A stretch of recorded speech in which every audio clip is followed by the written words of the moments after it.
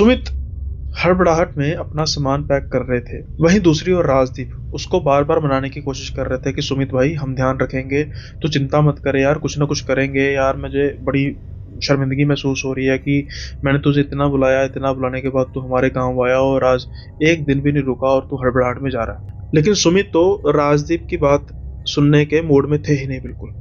वो बस राजदीप के आगे हाथ जोड़कर एक बात कह रहे थे कि भाई देख, मुझे कोई दिक्कत नहीं है, समस्या देख तुम्हारे से होती तो तुम ये बात इतनी कहते। भाई तुझे भी पता है यार कल रात को क्या हुआ, और उसके बाद मैं यहाँ पे रुक नहीं सकता, क्योंकि अगर मैं रुका तो मुझे पक्का पता है कि मेरी बलि तो हो जाएगी। अब राजदीप काफी हद तक ये बात तो समझ रहा था, लेकिन राजदीप को इस बात की चिंता भी थी कि मेरा दोस्त हमारे गांव में मेहमान के तौर पर आया है और उसका ये हाल हो गया। उसको शर्मिंदगी थी इस बात की। वो चाहता था कि वो किसी भी तरीके से यहाँ पर रुक जाए, लेकिन मन ही मन में उसके बात ये भी घूम रही थी कि उसका यहाँ पर रुकना खतरे से खाली था नहीं। इसलिए भारी मन से वो भी अब सहमति जताता है अपने दोस्त सुमित के साथ, और फिर तैयार हो जाता है सुमित को रेलवे स्टेशन छोड़ने के लिए। वो रेलवे स्टेशन छोड़ता है।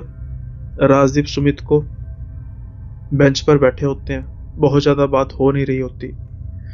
सुमित को हालांकि काफी तेज बुखार था, लेकिन वो इस हालत के बावजूद भी किसी भी हालत में इस गांव में रुकने के लिए तैयार ही नहीं था। ट्रेन आती है और सुमित जल्दी से उठता है, ट्रेन पर चढ़ता है। राजदीप को देखता है, उसकी आंखों में आंसू थे, शर्मिंदगी भी थी और दुख भी था कि 7-8 दिन का प्रोग्राम बनाकर गांव में आया अपने दोस्त के पास, और एक ही रात में अगले दिन उसको सुबह जाना पड़ा। अब ऐसा भी क्या हो गया था। वही दूसरी ओर राजदीप को दुख के साथ साथ गुस्सा भी था कि भाई ये कब तक चलेगा। लेकिन कुछ बातें अपने बस में होती नहीं है, अगर अपने बस में हो तो फिर उनसे निपटारा या उनका निपटारा किया जा सकता है। लेकिन डायन ऐसी ताकतों से एक इंसान जिसको उसको काबू में करने की कोई नॉलेज हो ना, तो फिर उसको कैसे काबू किया जा सकता है। यही सोचकर राजदीप ने सुमित को जाने दिया, क्योंकि वो चाहते हुए भी कुछ कर नहीं सकता था। वहीं दूसरी ओर हम इस किस्से को अब अगले पड़ाव की ओर बढ़े तो मैं आपसे एक डिस्कस करना चाहता हूं कि कभी आपने बटरफ्लाई इफेक्ट के बारे में सुना है? अगर सुना है तो कमेंट बॉक्स में बता सकते हैं कि हाँ सुना है, लेकिन अगर नहीं सुना तो बिल्कुल सिंपल साधारण भाषा में क्या होता है कि ये माना जाता है कि जो एक तितली होती है उसके जो पंख होते हैं वो फड़फड़ाने से जो हवा, जो वेव जनरेट होती है, वो किसी बहुत दूर, हजारों किलोमीटर दूर किसी तूफान का कारण भी बन सकती है। इसे कहते हैं बटरफ्लाई इफेक्ट। कुछ ऐसा ही इफेक्ट आज के इस किस्से में भी था, और उसी की वजह से सुमित आज जिंदा वापस जा पा रहा था, वरना शायद उसकी लाश का सर कभी मिलता ही ना। अब ये हुआ क्या, कैसे हुआ और क्यों हुआ? शुरू होता है एक जिद से जो काफी सालों से की जा रही थी राजदीप के द्वारा सुमित को। राजदीप जो झारखंड के रहने वाले हैं, एक गांव के झारखंड के, वो पटना में यूनिवर्सिटी में पढ़ाई के लिए गए थे और उनकी सुमित के साथ दोस्ती हुई, और दोस्ती भी ऐसी की जैसे भाई बनती, जैसे कहते हैं, याराना पूरा दोस्ती, भाई, इतना प्यार दोनों में। यहाँ तक कि कुछ देर तो जो राजदीप है वो पीजी में रहा, लेकिन सुमित को ये गवारा नहीं था और सुमित उसको अपने घर में ले आया था। सुमित एक अच्छी फैमिली से ताल्लुक रखते हैं, तो कुछ ऐसी कमी नहीं थी कि एक इंसान का बोझ पड़े, और उनके माँ और उनके पिता तो उन्होंने ही सुमित को कहा था कि बेटे राजदीप ऐसे बाहर नहीं, खाना पीना वगैरह चक्कर नहीं होगा, तो खाना पीना ही है तो भी वो घर में रहेगा हमारे। इतनी यारी दोस्ती थी, कह सकते हैं कि पारिवारिक रिलेशन टाइप ही हो गया। लेकिन राजदीप के मन में एक कसक थी कि भाई हम कॉलेज से पास हुए, यूनिवर्सिटी से पास हुए, अब सुमित का अपना अच्छा एक बिजनेस था। वहीं दूसरी ओर राजदीप पढ़ाई तो उन्होंने की थी, लेकिन वो पढ़ाई का जो अपना एक्सपीरियंस था वो अपने खेतों में, अपनी ज़मीन पर लगाना चाहते थे, तो इसलिए उन्होंने दोबारा गाँव का रुख किया। राजदीप को एक कसक क्या थी कि वो इतने साल सुमित के घर में रहा, कभी-कभी उनके माँ-बाप भी आते थे, वो भी उनके घर में रहते थे। लेकिन सुमित और उनका परिवार कभी भी गाँव में आया नहीं। ऐसा नहीं है कि कुछ दिक्कत थी उनको, उनका गाँव काफ़ी दूर था पटना से, और वहाँ पर कोई ऐसा भी समारोह भी नहीं हुआ था। राजदीप सोचता था कि चलो शादी करेंगे तब बुला लेंगे, लेकिन वो चाहता था कि भाई सुमित कम से कम एक बार तो गाँव में विज़िट करे, और यही जिद थी, जो सुमित पर भारी पड़ने वाली थी। अब एक दिन राजदीप की जिद को परवान करते हुए सुमित ने कहा कि ठीक है बाबा, मैं आ जाऊंगा। खुश, अब तो खुश। राजदीप कहता है कि भाई खुश तो तब होऊंगा ना जब कुछ समय रुकेगा भी। ऐसा थोड़ा है कि तू आएगा एक दिन रुकेगा चले जाएगा। कई बार जुबान पर सरस्वती बैठ जाती है। आया तो वैसे वो 7 दिन के लिए था, लेकिन जैसे कि राजदीप ने बातों बातों में कहा कि ऐसा थोड़ी क्या आएगा और 1 दिन रुकेगा। एक दिन ही रुका। चलो अब सुमित आता है। राजदीप उसको रिसीव करने आता है, और राजदीप के साथ कुछ गांव के लोग भी थे, जो किसी प्रॉपर कोई शायद रिचुअल होता होगा अपने मेहमानों का स्वागत करने का, वो घर तक भी वेट नहीं कर सके, और वो स्टेशन पर ही वो उन्होंने बहुत खूब स्वागत किया। और सुमित को ऐसा लगा कि जैसे शायद कोई कोई एमएल है वो किसी जगह का, और वो उसको स्वागत कर रहे हैं वीआईपी की तरीके के, और सुमित को इस चीज़ की बड़ी खुशी हुई। राजदीप भी शायद यही चाहता था कि भाई मेरा दोस्त आ रहा है और धूमधाम से स्वागत होना चाहिए। खैर अब वो गाड़ी पर आए थे, और गाड़ी से वो अब अपने घर चले गए। अब जब घर गए तो उसका खूब स्वागत हुआ, आओ भगत हुई, खाना पीना। राजदीप के माँ बाप तो जाते ही रहते थे सुमित के, जब भी उन्होंने अपने बेटे को मिलने जाना होता था तो कुछ ऐसा वो होता है ना, एक हेजिटेशन नहीं थी, बस घर वाली बात ही थी, कह सकते हैं। लेकिन जो गांव का माहौल था ना, जैसे जैसे समय बीतता जा रहा था, यानी कि जैसे जैसे दिन ढलता जा रहा था, वैसे वैसे वो गांव का माहौल बदलता जा रहा था। माने तो कि जो लोग हैं सुमित को मिलने भी आ रहे थे, आसपास के लोग, गांव में शहर से एक आदमी आया, थोड़ा सा होता ही है क्रेज, क्योंकि गांव काफी पिछड़ा था। और लोग जो हैं वो बस जो थोड़े से ढलते सूरज के समय में आ रहे थे, तो वो बस अपनी घड़ियां देखते रहे, तो बस हम चलते हैं चलते चलते, थोड़ी सी हड़बड़ाहट में। अब सुमित ये बात थोड़ी सी नोट करता है, और वो बात करता है राजदीप से कि भाई क्या बात है। तो राजदीप कहता है कोई बात नहीं, कुछ यार समस्या है गांव की, तो मैं तुझसे, तू हो गया ना, बस ओके है ना, बाद में बात करूंगा। अब सुमित को थोड़ी सी चुल हो गई कि भाई कौन सी बात है, क्या चीज है, क्या चक्कर है। अब चक्कर वही हुआ जो सुमित सोचता था कि भाई गांव के लोगों का तो काम यही है, इनको भूत चुड़ैलों से डायनों के अलावा कोई काम नजर नहीं आता, जो सुमित की सोच थी। राजदीप कहता है कि भाई कुछ दिनों से ना यहाँ पर कोई समस्या जो है वो बहुत ज़्यादा बढ़ी हुई है। और कहते क्या हुआ यार, एक ना कोई कहा जा रहा है कि डायन है जो रात को शिकार करती है। किस चीज़ का यार, वो ना बलि ले रही है, और पिछले 2-3 महीनों में यहाँ पर 1-2 मौतें हुई हैं, और उनके सर गायब थे। अब मामला पुलिस का है, वो छानबीन तो कर रही है, लेकिन ये सभी लोगों का मानना है कि यहाँ पर कोई डायन है जो इस तरीके के काम कर रही है अपने को सिद्धि करने के लिए। और नरबली तो कुछ सोच सकता है कितनी भयानक चीज है। अब ये सुन के ना सुमित ऊंची ऊंची हंसने लग पड़ता है, और राजदीप भी, क्योंकि राजदीप अब गांव में पला बड़ा तो था, लेकिन उसकी हायर एजुकेशन शहर में थी, और कुछ हद तक उसको उस चीज़ का असर भी था कि भाई ये भी सारी दकियानुसी बातें होती हैं, किसी को इस चीज़ पर विश्वास नहीं करना चाहिए। इसलिए वो भी हंसने लग पड़ता है, लेकिन हंसते हंसते कहता है भाई अब क्या होता है, कई चीज़ों का विश्वास हम करें न करें, लेकिन मानना तो पड़ता ही है। अब हंसते हंसते ये नीचे आ जाते हैं। रात का समय हो रहा होता है, चाहे ही राजदीप हंस तो रहा होता है, लेकिन उसके मन में डर तो था। यही डर ना सिर्फ राजदीप के मन में था, बल्कि उनके परिवार में भी तो था।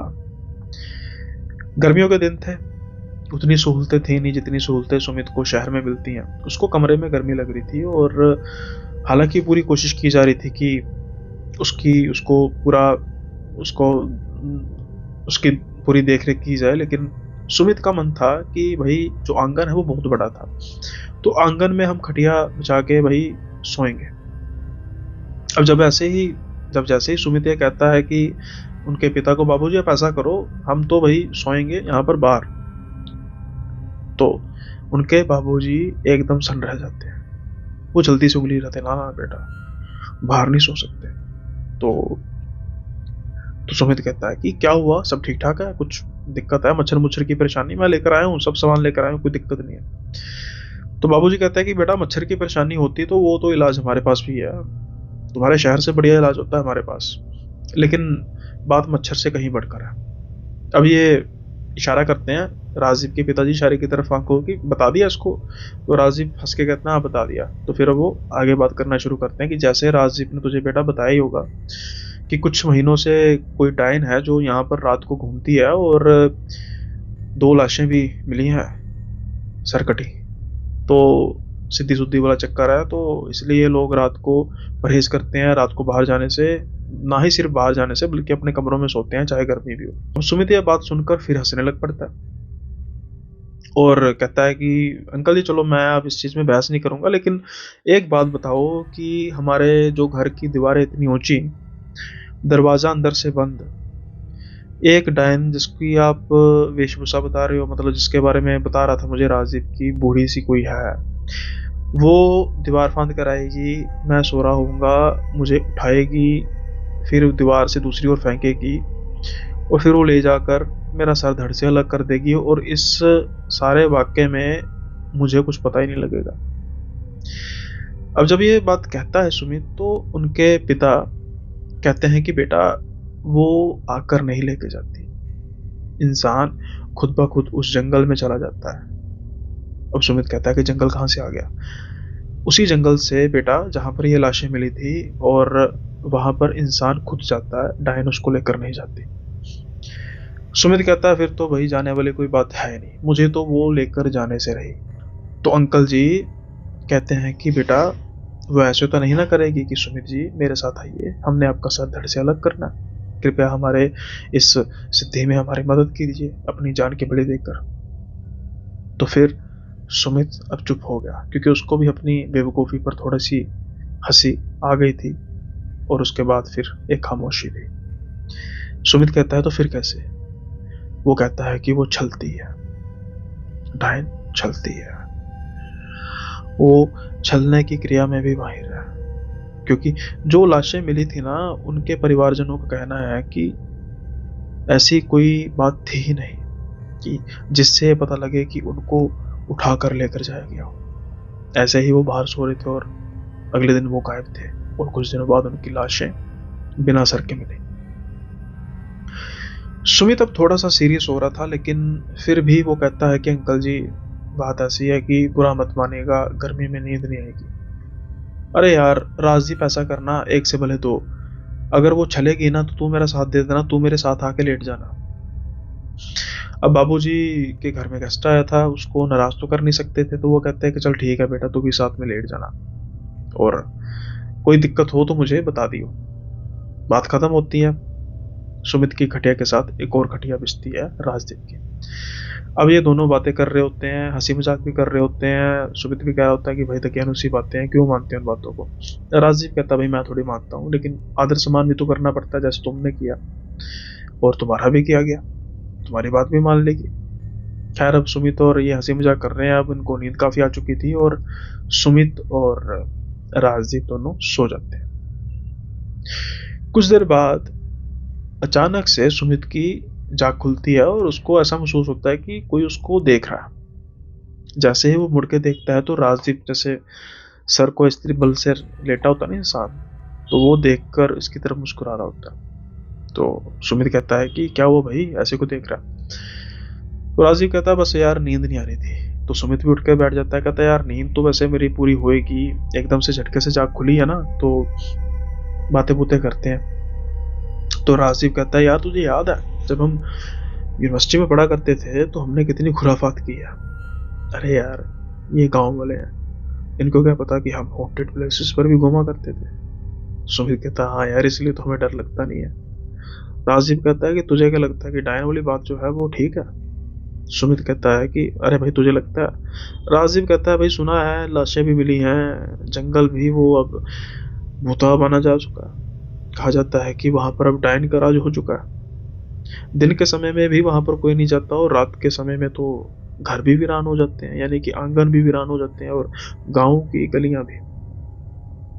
सुमित और राजदीप की ये बात चली रही होती है और झट से राजीव कहता है एक काम करें। सुमित कहता है बोल। राजीव कहता है कि क्यों ना हम उस जंगल की ओर चले, देखते हैं, पक्की कोई ऐसी भिखारन भुखारन होगी जिसको लोगों ने डायन समझ लिया होगा, वो बेचारी जंगल में अपना गुजर बसर कर रही होगी और लोगों ने समझ लिया होगा कि डायन है। लाशें तो मिली, किसी ने अपनी रंजिश निकाली होगी, गांव में तो आमतौर पर चलती है, और अफवाह फैला दी होगी कि डायन है। सुमित कहता हो सकता है। तो सुमित कहता तू चाहता क्या भाई?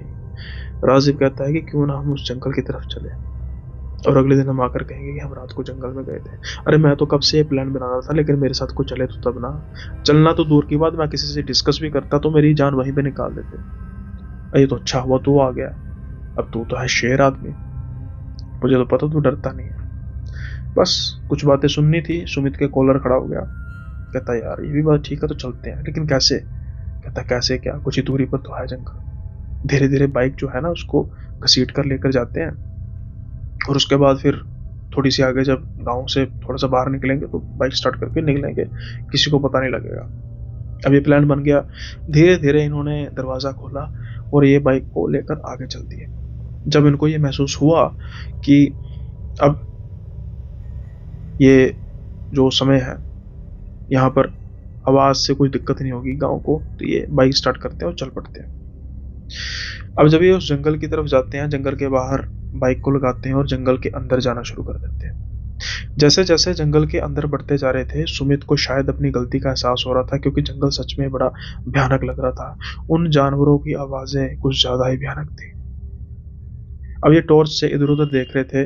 सुमित राजीव को कह रहा था कि भाई डायन को छोड़, कोई जानवर जानवर तो नहीं बड़ा होता? वो कहता है यार कुछ नहीं, हिरन उरन होते हैं, उससे क्या डरना। अब अचानक जैसे ही सुमित फ्लैश मार रहा था, उसको एक झोपड़ी नुमा चीज दिखाई देती है, बिल्कुल भूसे से बनी हुई, पराली प्रोली से बनी हुई, मतलब कच्ची बिल्कुल। जब वो उस तरफ देखता, कहता देख देख यार वो झोपड़ी, ये कहाँ से है? तो राजीव कहता है कि ये तो हमने भी नहीं देखी, चल जाके देखते हैं कहाँ से आई, चल जाके देखते हैं अंदर क्या है, कहीं सच में वो डायन तो नहीं है। ये दोनों जब बातें करते हैं तो हंसने लग पड़ते हैं। अब ये दोनों उस झोपड़ी की ओर बढ़ते जा रहे थे और जैसे ही झोपड़ी के अंदर सुमित और राजदीप जाते हैं, सुमित देखता है कि वहां पर एक स्लैब बनी हुई है, बिल्कुल बीचों बीच। कुछ खून बिखरा पड़ा है, कुछ कट के निशान है, जैसे किसी ने उसको कुछ चीज रखकर काटा हुआ है। सर शायद, क्योंकि वहां पर कुछ, जैसा मैंने कहा कि खून के निशान, दाग धब्बे, बदबू, ये इशारा कर रहे थे कि शायद जो बातें की जा रही हैं वो झूठ नहीं है। सुमित राजदीप को कहता है कि भाई ये क्या सीन है? अब जो पीछे आवाज आ रही होती है हंसने की, वो राजदीप की नहीं थी। हंस के कहता है राजदीप, या कहती है वो डायन, यही तो बलि है। सुमित, तुम्हारे दोस्त के बाबूजी ने कहा था ना कि वो खुद लेकर नहीं जाती, इंसान खुद ब खुद चला आता है। तू आ गया ना, अब तेरी बारी है। जैसे ही सुमित मुड़ के पीछे देखता है तो उसके सामने एक बूढ़ी औरत होती है, सफेद बाल, काला चेहरा और खून से लथपथ उसके दांत। बस अब सुमित को पैनिक अटैक आ चुका था, वो थर थर कांपे जा रहा था और उसकी सिट्टी पिट्टी घुल हो चुकी थी। वो समझ चुका था कि बस उसकी जो मौत है बिल्कुल ही करीब है। लेकिन फिर होता है बटरफ्लाई इफेक्ट। वो क्या, सुमित का फोन जो है वो बज पड़ता है। अब ये बात है तब की 2009-10 के आसपास की, जब लोगों को ना रिंगटोन लगाने का बड़ा शौक था। सुमित के फोन पर रिंगटोन बजती है और नाम बजता है भोले बाबा का, शिव जी का। जैसे ही वो रिंगटोन बजती है तो वो जो चुड़ैल है वो झल्लाने लग पड़ती है। वो गुस्से से कहती है, बंद कर इसको, बंद कर इसको, नहीं तो तुझे यहीं पर मार दूंगी। सुमित जल्दी से फोन निकालता है, उसको बंद करने लगता है, लेकिन अचानक उसको लगता है कि क्यों बंद क्यों करूं। अगर बंद किया, पता नहीं मारेगी कि नहीं मारेगी, लेकिन अगर बंद कर दी तो फिर पक्का मारेगी। और आपको तो पता ही है कि रिंगटोन तो ज्यादा समय तक बजेगी नहीं। ये सोच ही रहा होता है कि रिंगटोन बजना बंद हो जाती है। अब डायन को भी शायद इस चीज का अंदेशा हो चुका था कि ज्यादा समय है नहीं उसके पास। वो सुमित की तरफ बढ़ती है और रिंगटोन फिर से बजने लग पड़ती है। तो डायन फिर से वही खड़ी हो जाती है और फिर वो कहना शुरू करती है कि जल्दी से इसको बंद कर। लेकिन सुमित अब मौका पाता है, वो जल्दी से उस झोंपड़ी के बाहर की तरफ भागता है। जितना तेज हो सके वो भागता है। रिंगटोन बंद हो रही है, उसको महसूस हो रहा है कि डायन उसका पीछा कर रही है, लेकिन फिर से वो रिंगटोन बज रही है। सुमित चाह रहा था कि वो रिंगटोन बजती रहे। बाइक पर बैठता है और भागता है गांव की ओर। और जब वो गांव के अंदर आता है, उसकी आवाज, शायद उससे पहले ही लोग जमा हो चुके थे। वो जैसे गांव के अंदर एंटर करता है, घर की तरफ जाता है, तो घर के अंदर तो मानो भीड़ लगी हुई थी। सुमित बाइक से उतरते ही गिरता है। उसका दोस्त राजदीप उसको पूछता है कि कहाँ गया था भाई, क्या हुआ। जैसे ही वो राजदीप को देखता है, वो तो डर के मारे चीखें मारने लग पड़ता है कि दूर करो कि दूर करो इसको मुझसे, मुझे मार देगी ये मेरा दोस्त नहीं है, वही चुड़ैल है, ये वही डायन है। लेकिन उसको संभाला जाता है, उसको थोड़ा सा शांत किया जाता है। फिर उसको कहा जाता है कि भाई हुआ क्या। तो पहले सुमित पूछता है कि भाई तू कहाँ, तू मुझे साथ लेकर गया जंगल। राजदीप कहता है कि मैं लेकर गया था, अरे भाई मुझे तो टॉयलेट आई थी, मैं तो टॉयलेट गया हूँ, जब मैं वापस आया हूँ तो है नहीं, ना बाइक लगी हुई है, दरवाजा खुला हुआ है। मुझे शक हुआ कि भाई कोई दिक्कत है, तो मैंने तुझे फोन लगाने की कोशिश की, लेकिन फोन लग ही नहीं रहा था। करता रहा कोशिश, अचानक से फोन लगा तो फोन ही नहीं उठा रहा यार। मैं उसके बाद भी कर रहा था, मुझे शक था कि यार तू कहीं अकेला तो नहीं खुरापात करने चला गया। मुझे लगता है कि वो शक नहीं यकीन था। सुमित कहता है कि भाई मैं खुद से नहीं गया, मेरी बात मान, तू लेकर गया। और उनमें से एक बुजुर्ग बोलता है, बाबू ये राजदीप नहीं लेकर गया, वो डायन लेकर गई थी, राजदीप का रूप धारण करके। जैसे ही राजदीप वॉशरूम गया और वो डायन राजदीप का रूप धारण करके उसके बगल में बैठ गई, उसको बहलाया फुसलाया और उसको ले गई। अब सुमित को समझ आ चुका था कि मेरे साथ हुआ क्या, और मैं वो तीसरा शिकार होते होते बचा उस डायन का। अगर वो रिंगटोन ना बजती, और बटरफ्लाई इफेक्ट का मतलब अभी सुमित ने कुछ ही दिन पहले वो रिंगटोन लगाई थी। आज तक कभी सुमित ने रिंगटोन लगाई नहीं। पता नहीं उसके मन में क्या आया था कि उसने रिंगटोन लगा ली और आज उसी से उसकी जान बची। लेकिन अब सुमित इतना डर चुका था कि वो अब रिस्क ले नहीं सकता था। इसलिए उसने कहा कि भाई मैं इस गांव में नहीं रह सकता, उस डायन की नज़र मुझ पर पड़ चुकी है, हो ना हो आज नहीं कल नहीं परसों वो मुझे ले जाएगी। और अब उस वक्त पता नहीं क्या माहौल होगा, मैं बच भी पाऊंगा कि नहीं। तो इसलिए भाई मेरी तरफ से राम राम है, मैं चल रहा हूँ। जैसा कि इस किस्से के शुरू में राजदीप कोशिश तो कर रहा था कि उसका दोस्त ना जाए, लेकिन उसको भी पता था कि बात कुछ ज़्यादा ही बिगड़ चुकी है। इसलिए अब भलाई इसी में है कि जो चल रहा है उसको चलने दो। यही था वो कारण जिसकी वजह से सुमित 7 दिन रहने आया, लेकिन एक दिन में उसको वापस जाना पड़ा। आई होप ये किस्सा आपको पसंद आया होगा, और अगर पसंद आया है तो लाइक शेयर सब्सक्राइब कीजिए। और इसी के साथ भी भाई जहाँ हम किसी जगह में जाएं तो वहाँ के रूल्स को फॉलो करना चाहिए, ना कि अपनी चलानी चाहिए।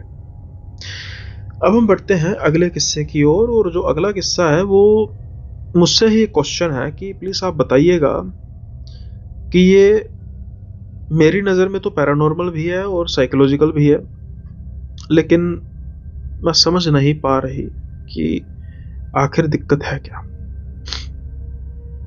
जिस लड़की ने इस किस्से के बारे में बात की है वो कहती है कि उसकी दोस्ती फेसबुक के द्वारा एक आर्मी मैन से हुई।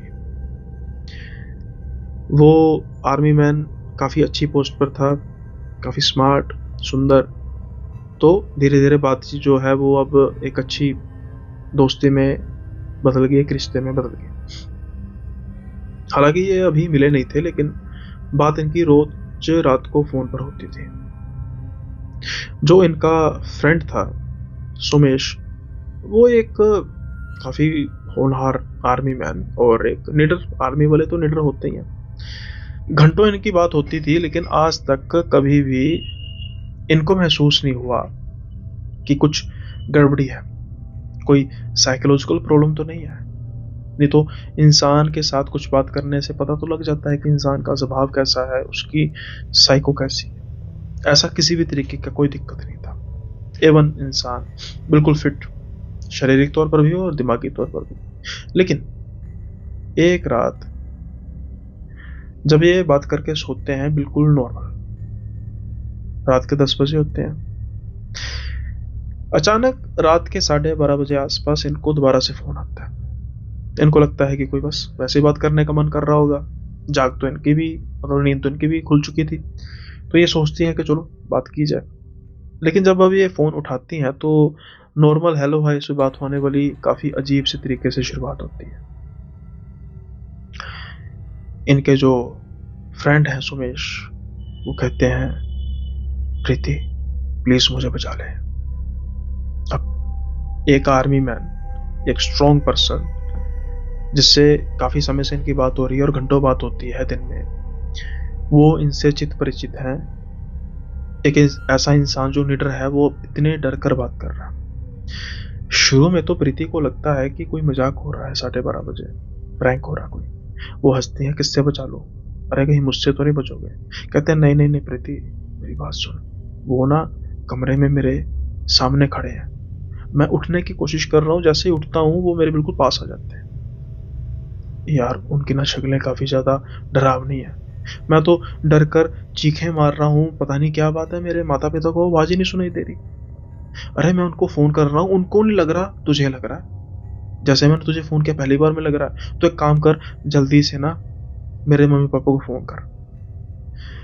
इतनी सारी बातें अब हे प्रीति को तो डाइजेस्ट ही नहीं हो रही थी कि ये हो क्या रहा है। वो समझने की कोशिश कर रही थी कि अरे सुमेश बता तो सही, क्या कौन नज़र आ रहा है, किसकी बात कर रहा है। नहीं, वो ना, वो एक अंकल हैं, एक आंटी हैं, इन दोनों के सर फटे हुए हैं और एक बच्चा है जिसके आंखें, एक आंख जो है वो बिल्कुल उसके आर पार कोई कील खुई हुई है। यार सच में मुझे बहुत डर लग रहा है, तो ऐसा कर, मम्मी पापा को फोन कर, उनको कह कि जल्दी से सुमेश के रूम में जाए।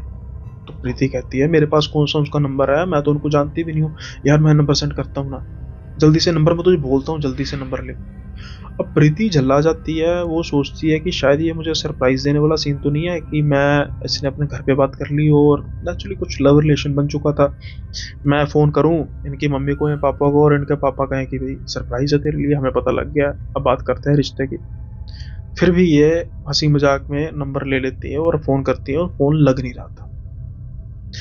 अब प्रीति को कुछ थोड़ा सा महसूस होता है कि यार कुछ बात अलग है, क्योंकि उसकी जो आवाज़ थी ना वो कुछ और ही बयां कर रही थी। डर साफ तौर पर झलक रहा था। इसलिए प्रीति अब कहती है कि सुमेश मेरी बात सुन, अगर तू मजाक कर रहा है ना तो मैं बहुत मारूंगी। सुमेश कहता है मजाक नहीं कर रहा प्रीति, मेरी बात समझ, मैं तुझे फ़ोटो भेजता हूँ अभी। वो जल्दी से फ़ोन काटता है, व्हाट्सएप पर फ़ोटो भेजता है, लेकिन वहाँ पर फ़ोटो कोई नहीं थी, लेकिन कुछ धुएं जैसा नजर तो आ रहा था। 3 आकृतियां, एक सबसे बड़ी, एक उससे छोटी और एक उससे छोटी। अब ये जो चीज है, प्रीति को लगे कि शायद फोटोमॉर्फ की है, कुछ जानबूझकर मेरे साथ किया जा रहा है। कुछ देर तो प्रीति को यही महसूस हो रहा था कि ये मेरे साथ पक्की बात है कि प्रैंक किया जा रहा है। लेकिन अब जब उसका फोन आता है तो वो ऊंची ऊंची रो रहा होता है। वो रोना प्रीति महसूस कर पा रही थी कि वो सच में है। वो कह रहा है कि प्लीज मुझे बचा प्रीति, मैं मर जाऊंगा, मैं मर जाऊंगा प्रीति, ये मुझे बाहर नहीं जाने दे रहे, मेरी तरफ देखकर हंसे जा रहे हैं, कुछ बोल भी नहीं रहे। अरे यार मुझे मारना है तो मार दो यार, मेरी गन भी नजर नहीं आ रही, पता नहीं मेरी गन कहाँ पे है, नहीं तो मैं इनको उड़ा दूंगा या खुद को। अब प्रीति सच में डर जाती है। वो दूसरे फ़ोन से बार-बार उस नंबर पर कॉल किए जा रही थी, जहाँ पर जो उनका नंबर अपने पिताजी का नंबर इन्होंने दिया था, लेकिन नंबर बिल्कुल लग ही नहीं रहा था। अब प्रीति पैनिक हो चुकी थी, लेकिन वो बात करती तो करती किससे? प्रीति पीजी में रह रही थी, किससे बात करती? कोई और था भी नहीं जिससे बात की जा सकती थी। वो सारी रात सुमेश और प्रीति बात करते रहे। सुमेश कहता कि बस प्लीज़ फ़ोन को रखना मत, मुझे लगता है कि जैसे ही मैं फ़ोन रखूँगा ये मुझे मार देंगे। अब प्रीति, जो पैरानॉर्मल हो या साइकोलॉजिकल हो, लेकिन प्रीति इस बात को समझ पा रही थी कि साथ देना चाहिए, और उसने साथ दिया भी। कुछ समय बाद जो सुमेश है वो कहता है कि प्रीति, अब मुझे नींद आ रही है, अब मुझसे सहा नहीं जा रहा, मैं फ़ोन कट कर रहा हूँ। इससे पहले प्रीति कुछ बोल पाती, फ़ोन कट हो जाता।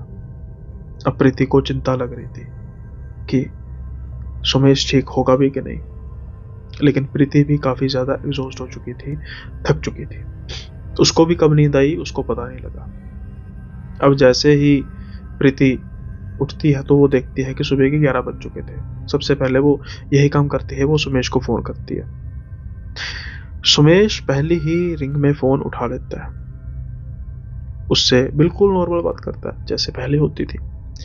तो प्रीति कहती है कि सुमेश ठीक है सब कुछ? तो सुमेश कहता है कि हाँ सब कुछ ठीक है।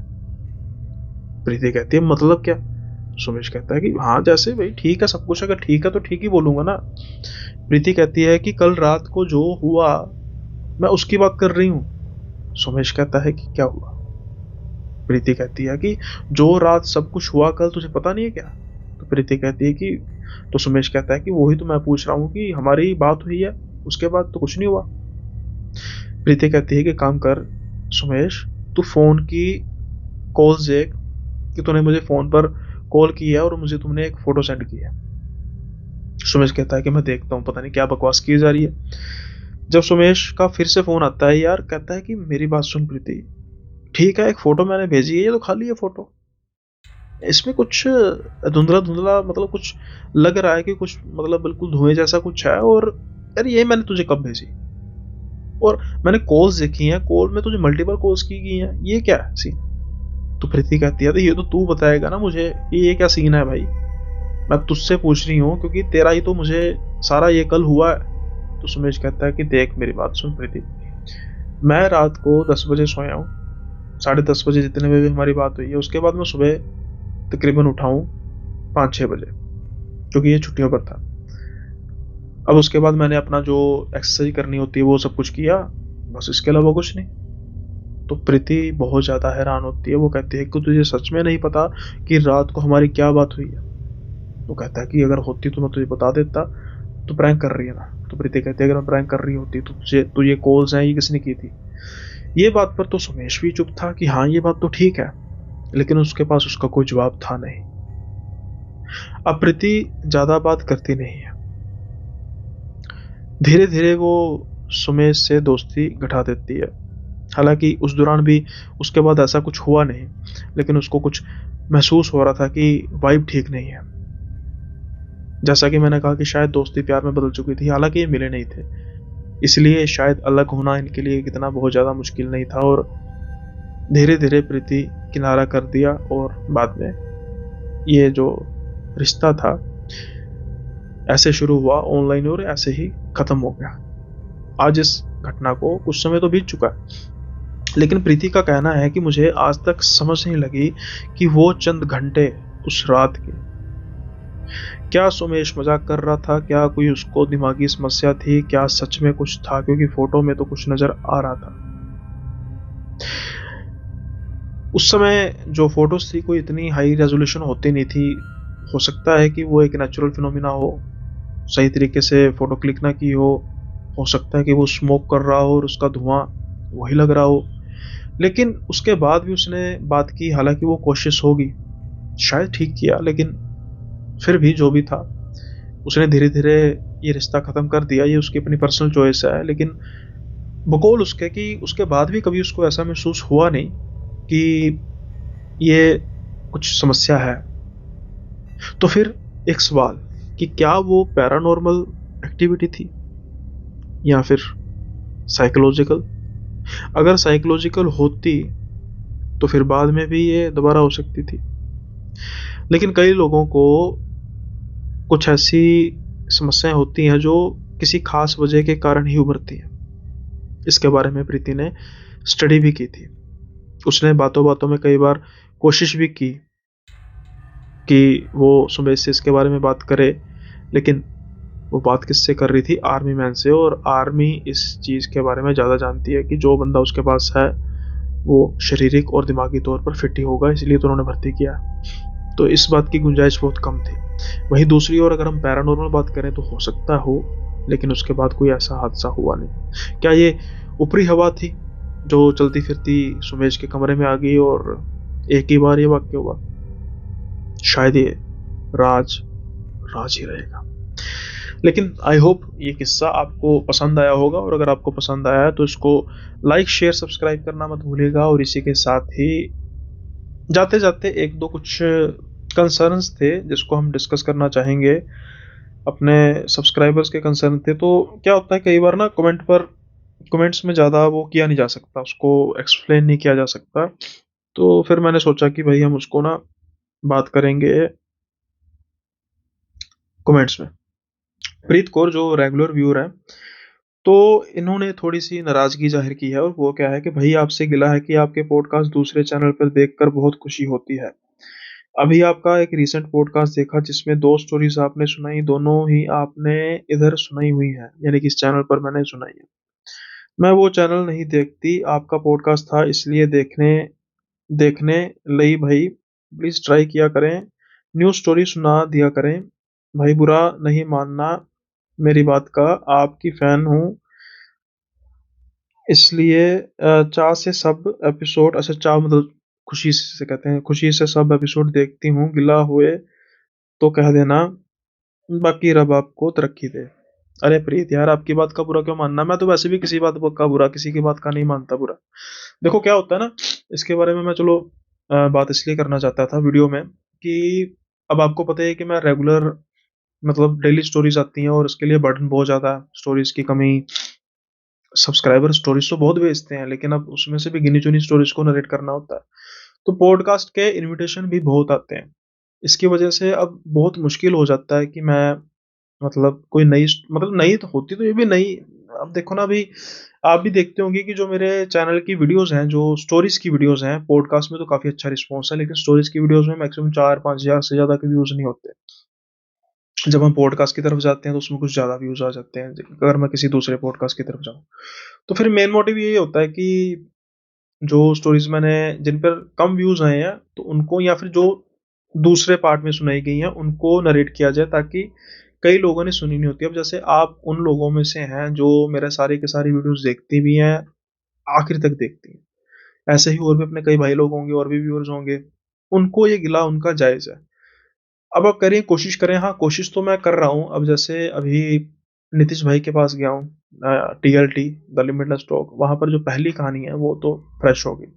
तो ये गिला जो है आपका उस पॉडकास्ट में दूर हो जाएगा। और मैंने पॉडकास्ट की संख्या जो है वो भी, इनविटेशन तो आ रहे हैं लेकिन संख्या ऐसे कम की है कि मना तो भाई किसी को कर नहीं सकता, क्योंकि मेरा ऐसा स्वभाव नहीं है कि भाई अगर कोई चैनल थोड़ा सा भी जिसके सब्सक्राइबर कम है तो मैं उनको मना कर दूं। लेकिन मैंने थोड़ा सा इस तरीके से किया है कि मैं सिलेक्टिव मतलब जाऊंगा सबके पास, लेकिन तरीके से कि हर एक के पास कब जाना है उस हिसाब से, ताकि कुछ स्टोरीज को भी मैं कर सकूं। क्योंकि ये चीज़ मैं भी महसूस करता हूँ कि जितने भी, चलो कम लोग भी तो हैं लेकिन सुनते तो है ना। तो कोशिश यही होगी कि पहली स्टोरी कम से कम जो होगी वो बिल्कुल फ्रेश हो, और रिसर्च करेंगे और स्टोरीज बनाएंगे और स्टोरीज को देखेंगे। अगर किसी सब्सक्राइबर की स्टोरी, अब क्या होता है कि फिर मुझे भी लालच होता है ना, अब कोई अच्छी स्टोरी सब्सक्राइबर दे रहा है तो मुझे होता है कि भाई मैं नरेट कर दूं फटाफट। तो ऐसा वेट करूं पॉडकास्ट पे, फिर मेरा मन होता है कि यार पॉडकास्ट पे मैंने नरेट कर दिया, अब अपने चैनल पे भी कर दूं, क्योंकि इतना कंटेंट देने की वजह से कमी आ गई है ना। और ऐसा भी नहीं है कि इतना कंटेंट, ये एक डेली चैनल बन चुका है, तो अब वो मेरा फर्ज भी है उसको कंटिन्यू करना। ऐसा नहीं है कि 2-4 महीने चलाया और बंद कर दिया। अब तो मैं और कोशिश कर रहा हूँ कि भाई एपिसोड डेली अपलोड होगा, चाहे पॉडकास्ट भी है। यहाँ तक भी बात जा रही है। तो गिले गिले वाली बात नहीं है, आपका गिला करना जायज है, मैं नहीं गिला करता। तो आई होप ये समझ पाएंगे, और मेरी मैं इस पर तवज्जो दे रहा हूँ और कुछ कोशिश भी है, जैसे रियल वन का जो दीपक भाई के पास गया था तो पहला जो किस्सा था वो बिल्कुल फ्रेश था। ऐसे ही अब नीतीश भाई के पास गया हूँ, पहला किस्सा बिल्कुल फ्रेश है। तो चलता रहेगा काम ऐसे ही। और भी जो चैनल है जहाँ पर मैं रेगुलर जाता हूँ तो उनको भी मैंने कहा कि भाई हम करेंगे, नया करेंगे कुछ। तो वेट कीजिए, नया मिलेगा सुनने को आपको। और साथ के साथ एक छोटी-सी आपसे गुज़ारिश भी है प्रीत कौर जी, आपसे भी और जो बाकी मुझे सुन रहे हैं, जो मेरे रेगुलर व्यूअर की जो भी चैनल में मैं जाता हूँ, अगर आपने उसको सब्सक्राइब नहीं किया तो प्लीज़ आप उसको सब्सक्राइब भी कर दीजिए, दिया कीजिए, ताकि मुझे भी थोड़ा-सा होता है कि भाई जो जिसने मुझे बुलाया है उसको थोड़ी-सी वर्थ हो जाए। आई होप आपको ये मेरी बात आप समझी होंगी और अब जो वक़्त है आपसे विदा लेने का है, जल्दी ही आपसे मिलेंगे अगले एपिसोड में नए किस्सों के साथ।